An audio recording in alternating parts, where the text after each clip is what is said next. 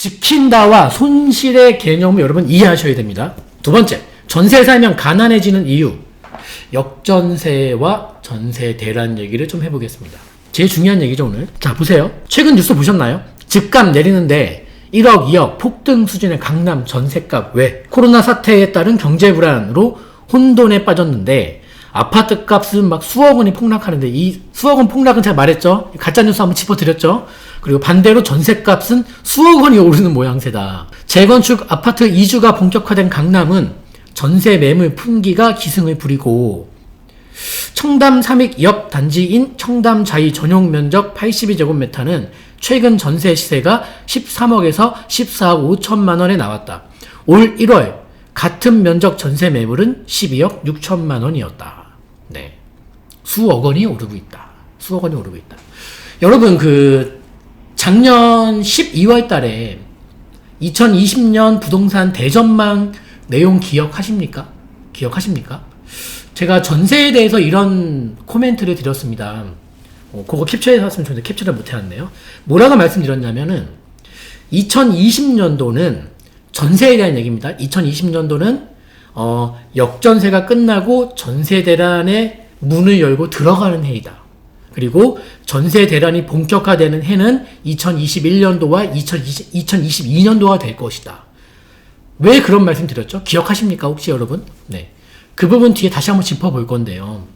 저는 이게 지금 2020년도의 전세 시장이 쉽게 좀 비유를 드린다면은 물을 끓이고 있는데 이 냄비 바닥에 거품이 맺힌 상태예요, 지금. 그리고 내년도가 되면 이 냄비에서 김이 모락모락 나기 시작할 거고요. 그 다음에 2022년도가 되면 이 물이 끓을 겁니다.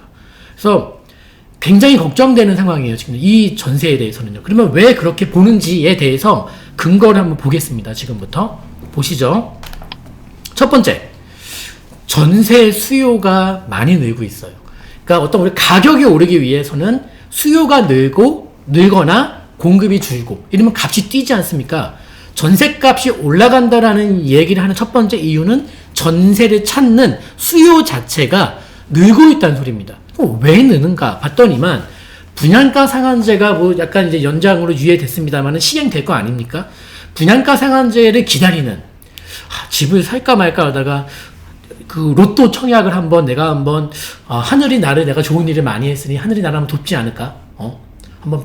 내가 벼락부자까지는 아니어도 이렇게 열심히 살았는데 한번 하늘에서 복을 주지 않을까라는 그런 분양가 상한제 로또 청약 물건을 기다리는 사람들. 그 집을 안 사는 거죠. 그리고 전세로 가는 거죠, 안 사고. 3기 신도시를 한번 노려보겠다는 사람들. 3기 신도시도 로또 청약이 맞죠. 분양 정말 나온다면 로또 청약이 맞겠죠. 상한제니까. 그리고 살려고 했는데 대출이 엄청 복잡하고 대출도 내 돈 갖고는 이게 이 대출 받아서는 집도 못 사겠는 거예요. 대출 묶여 있죠. 그러면서 또 경기도 지금 경제 상황 자체가 안 좋잖아요. 코로나 하면 보면 이럴 때는 우리 부모님이 가만히 있으면 중간 간다 그랬어. 가만히 있자, 그냥 가만히 있자. 중간은 가겠지.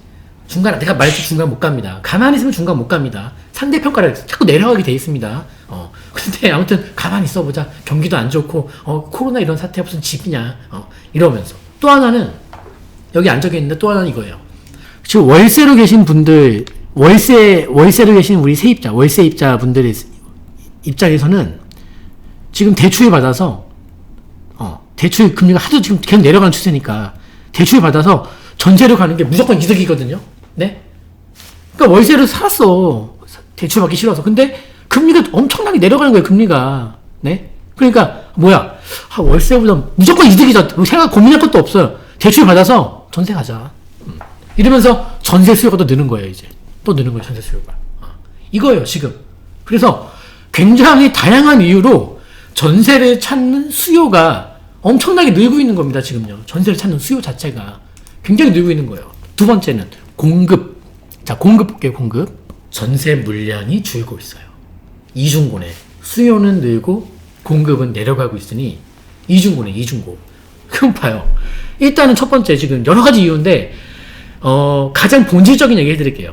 자, 금리가 완전히 초저금리잖아요. 그러면 전세 보증금 받아서 상식 아닙니까? 전세 보증금 받아서 보통 뭐예요? 그 돈을 운영하거나 아니면은 잘 모르시는 분들이 은행에 넣어놔서 이자라도 받아먹는데 금리가 제로를 향해서 가고 있어. 제로 금리 지금 0%대 금리 들어왔잖아요. 더 내려갔겠지. 여기서 올라가겠습니까 지금? 단기에? 그러니까 이런 상황이다 보니까 은행에 넣는 이유가 하나도 없으니까 어떻게든 월세만 받아보려고. 어떻게든 월세 받아보려고. 그래서 우리가 금리가 내려가면은 부동산 임대 수익도 같이 내려가요. 이거는 불문율이에요. 이거 어떻게 그럴 수밖에 없어. 왜냐하면 금리가 내려가면 무조건 월세 받겠다는 물건들은 시장에 많이 나옵니다. 그러니 어때요? 월세 나오는 물건들이 좀 풍부해지면서 어때요? 수익률은 내려가. 그런데 웃긴 건 은행 금리에 비하면 상대적으로 항상 높아. 그거죠. 전세 받던 우리 임대인 분들이 야, 나 월세를 바꿔버릴래. 이거죠. 지금 본 것들은 매물에 대한 얘기입니다. 매물적인 공급. 시장에 유통되는 매물적인 공급이고, 그 다음에 봐야 되는 공급이 또 있습니다. 뭐예요? 입주. 지금 입주 물량이 급감하고 있다는 얘기를 제가 작년부터 들어왔는데, 뭐 데이터 하나 볼 건데요. 문제는 뭐냐면, 내년도 입주 물량은 거의 반토막 나는데, 내후년도 줄면 더 줄지 많이 못 낼 것 같아요. 네. 어차피 2022년도에 서울의 아파트가 입주하려면 적어도 올 10월 달까지는 착공이 들어가야 돼요. 올 10월 달까지. 그래야지만 2022년도에 입주를 할 수가 있어요, 여러분. 그런데 이게 어떻게 될까는 모르겠어요, 저는요. 네. 올해 상한제 통과하고 나서도 과연 착공이 원활히 들어갈 수도 모르겠고요. 예. 그러니까 이게 급감하고 있는데 어느 정도 수준이냐면 지금 보세요. 자료는 부동산 114 자료입니다. 19년도에 서울 아파트 입주 물량이 43,000. 올해 한 42,000개 보고요. 42,000개 안 될 거예요, 아마. 근데 아무튼 내년도에 21,000에서, 이 데이터 연구 업체마다 다른데 19,000까지 나옵니다, 지금. 19,000까지. 근데 그 19,000짜리 데이터 보니까 굉장히 면밀하게 봤더라고요. 면밀하게. 근데 어찌됐든 간에 지금 114 자료는 내년도에 입주 물량이 서울 아파트 입주 물량이 21,000입니다, 21,000.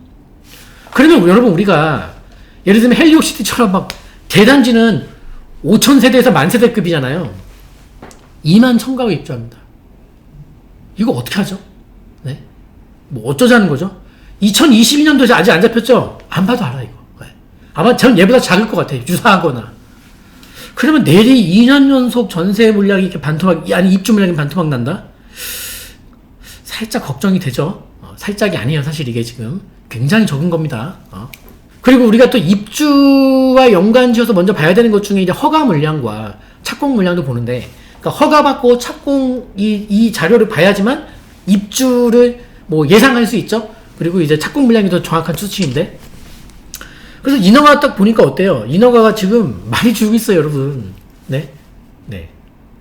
내년도에 입주하는 물량들은 적어도 작년 하반기, 작년 3분기 이내에는 착공 들어가야지만 내년도에 입주하는 거거든요. 이건 인허가예요, 인허가.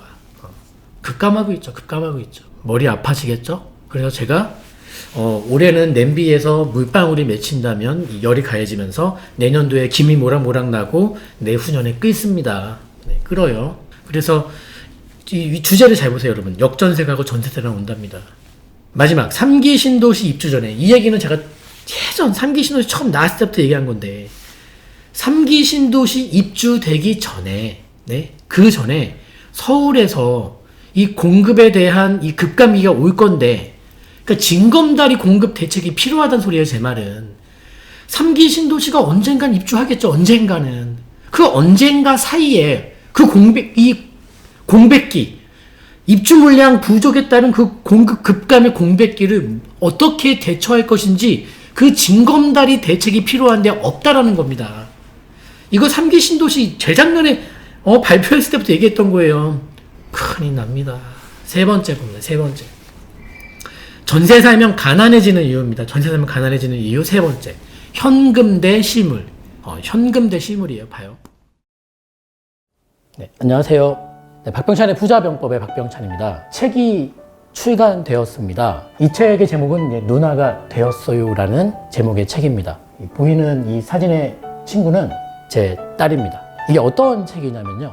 우리 교회 목사님께서 아주 아픈 친구가 있는데 그 친구를 도왔으면 한다라고 말씀을 하시면서 또 어린 친구들 중에서 특히 이 희귀 난치병 있는 친구들을 좀 도우면 좋겠다라는 그 취지가 너무 좋아서 시작하게 된 일입니다. 책은 정가는 15,000원입니다. 그리고 이 15,000원 중에서 우리 유통과 이 판매 구조상 나가는 비용이 9,000원이라고 합니다. 그러면 실제적으로 이 15,000원의 책을 팔아서 6,000원의 그런 수익을 낼 수 있는 것인데요. 그렇다면 너무 비용이 많이 들고 아픈 친구들을 많이 도울 수 없기에 총 3,000부를 찍은 이 책에서 1,000부만 인터넷 서점과 일반 서점에 유통을 시키고 2,000부는 제가 유통 마진 없이 직접 판매를 하겠다라고 해서 총 2,000권이 판매를 해야 되는 상황입니다. 책의 출판 비용은 총 1,755만 원이 들어갔고 그것은 제 개인적인 기부 형식으로 쓰겠습니다. 이 책 판매 수익 전액은 우리 난치병을 앓고 있는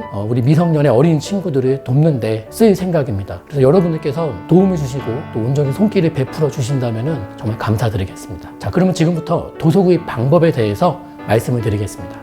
먼저 첫 번째로 해주실 내용은요, 계좌로 지금 보이시는 이 계좌번호로 도서 금액을 보내주시면 감사하겠습니다. 자, 보시면 원래 이 책의 정가는 15,000원입니다. 다만 저희가 전문 판매업이 아니기 때문에 포장이며 배송이며 깔끔하게 보내드리기는 어려울 것 같습니다. 다만 회사 통해서 구입하시는 분들은, 저에게 직접 연락 주셔서 구입하시는 분들은 제가 직접 손수 이렇게 자필 서명을 꼭 해서 감사의 뜻을 이렇게 좀 보내드릴 수 있는 것을 해드리겠습니다. 그리고 2만 원 이상을 부탁드립니다. 택배비며 여러 가지 비용들이 많이 들어갑니다. 도서 금액을 보내주실 때는 받는 분 통장에, 즉 입금자명을 성함과 전화번호 4자리나 본인이 알 수 있는 이렇게 내용으로 좀 적으시면 좋겠습니다. 저는 박병찬 6640, 이게 제 핸드폰 뒷자리입니다. 나는 이렇게 할 줄 모르신다 하시는 어르신이 계시다면 그냥 보내주시고요.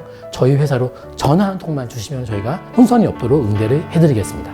이렇게 도서 금액을 보내주신 후에는 도서 주문 이 도메인을 클릭해 주셔서 배송 내역, 성함, 금액, 그리고 받으실 주소, 이걸 적어 주셔야 되는데요. 컴퓨터로 이렇게 영상을 보시면 영상 바로 하단에 도서 구입 신청 페이지라고 떠 있을 겁니다. 그 도메인을 클릭하시면 지금 보이시는 페이지가 열릴 것입니다. 그리고 원하시는 수량, 그리고 도서는 제목은 누나가 되어서요 선택을 해주시면 좋겠고요. 그 다음에 주문하시는 분의 성함, 입금하신 금액, 그리고 핸드폰 번호, 그 다음에 배송지 주소를 이렇게 적어주셔서 이렇게 제출하기를 눌러주시면 주문이 완료가 되겠습니다. 네, 지금부터 스마트폰으로 도서를 구입하시는 방법에 대해서 말씀을 드리겠습니다. 영상 우측에 보시면 조그만 화살표가 있습니다. 그 화살표를 눌러보시면 글이 나오는데요. 도서 구입 신청 페이지가 있고 도서 구입을 설명해 드리는 블로그 글이 있습니다. 우리는 이제 도서 구입 신청 페이지를 눌러 보겠습니다. 지금 보시다시피 도서 구입 신청 페이지가 뜹니다. 도서 구입 관련된 필독 사항이 적혀 있고요. 원하시는 수량을 1권, 2권 또는 기타 권수 적어주시면 되겠고, 도서명 선택해 주시고 주문자 이름을 적어 주시고요. 그리고 주문자분의 입금자명의 성함과 핸드폰 번호 뒤 4자리를 함께 적어주시면 혼선이 없겠습니다. 그리고 입금 금액, 입금하신 금액을 적어주시면 되고요. 핸드폰 번호 적어주시고 배송 받으실 주소를 적어주시면 되겠습니다. 계좌 안내는 다시 나와 있고요. 아래 보시면은 개인정보 수집 동의 체크하시고 제출하기 버튼을 눌러주시면 주문이 완료가 되겠습니다. 누나가 되었어요. 많이 응원해 주세요.